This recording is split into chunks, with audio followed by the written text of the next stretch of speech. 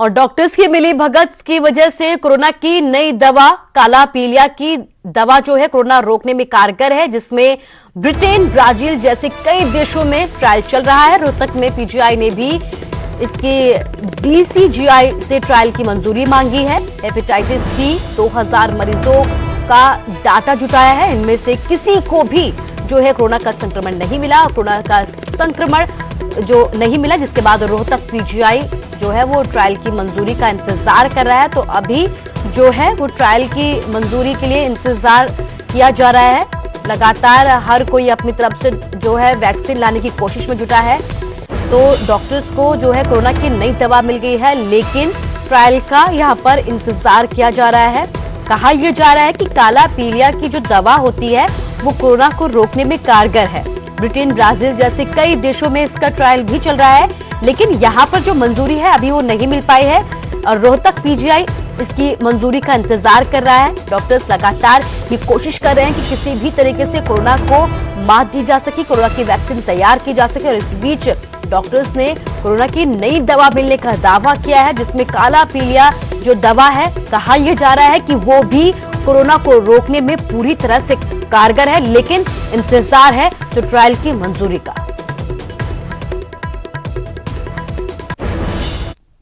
मेरे पास भी यहाँ मरीज आने शुरू हो गए थे कोरोना के, तो उसी चीज़ से एक लीड लेके, इल्म लेके हम लोगों ने जितने भी हमारे पास काले पीले के मरीज ट्रीटमेंट के ऊपर चल रहे हैं, हमने उनको फॉलो करना शुरू कर दिया था।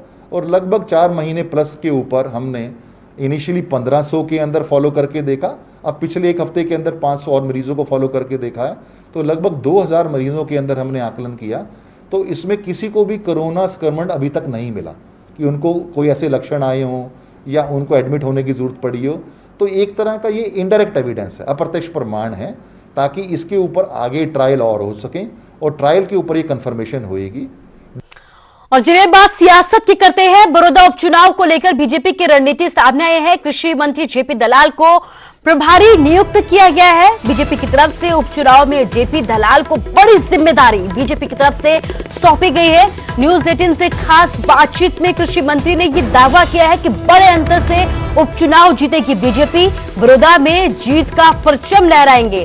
तो कृषि मंत्री जेपी दलाल की तरफ से दावा किया है कि बड़ौदा उपचुनाव में बीजेपी जीत का परचम लहराएगी, बीजेपी ही जीत दर्ज करेगी। हालांकि कांग्रेस भी जीत का दावा कर रही है, लेकिन इस बीच बड़ी बात यह है कि कृषि मंत्री जेपी दलाल को प्रभारी नियुक्त किया गया है, जिसके बाद उन्होंने जीत का दावा किया है और यह भी कहा है कि बड़े ही आंकड़ों के साथ, बड़े ही अनुपात के साथ बीजेपी बड़ौदा उपचुनाव में अपनी जीत दर्ज करेगी।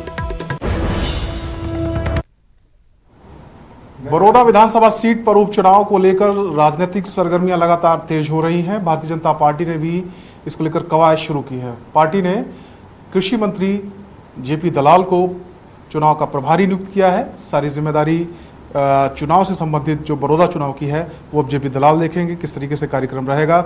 इस पर बात करने के लिए हमारे साथ खुद जेपी दलाल मौजूद है, उनसे बात करेंगे। सर, सबसे पहले तो आपको बधाई, चुनाव प्रभारी आपको नियुक्त किया गया है पार्टी की तरफ से बड़ौदा उपचुनाव के लिए।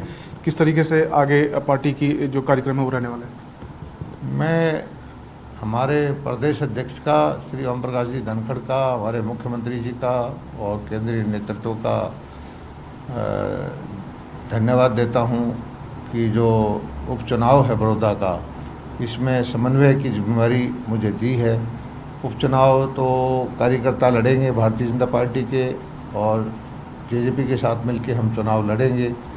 दोनों पार्टियों के कार्यकर्ता मिलके गांव-गांव जाके पार्टियों का नीतियों का प्रचार करके, सरकार की उपलब्धियां बता के लोगों का दिल जीतने की हम कोशिश करेंगे। इंडियन नेशनल लोकदल के पास सीट रही है, आपकी पार्टी कभी वहाँ से जीती नहीं है।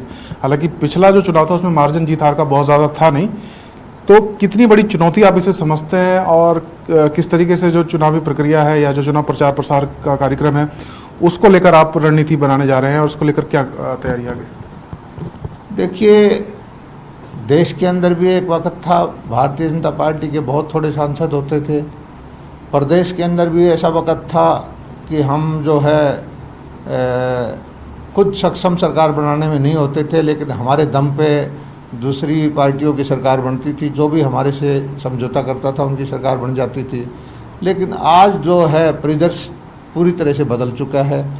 आज पिछले 6 साल में हरियाणा सरकार ने जो नीतियां बना के काम किया है, बगैर भेदभाव के, बगैर जात पात के, बगैर इलाकावाद के, बगैर क्षेत्रवाद के, हरियाणा एक हरियाणवी एक की नीति के तहत, उसका परिणाम ये है कि धीरे धीरे करके लोगों को समझ में आ गया है कि ये सरकार जो है पुरानी सरकारों से भिन्न है।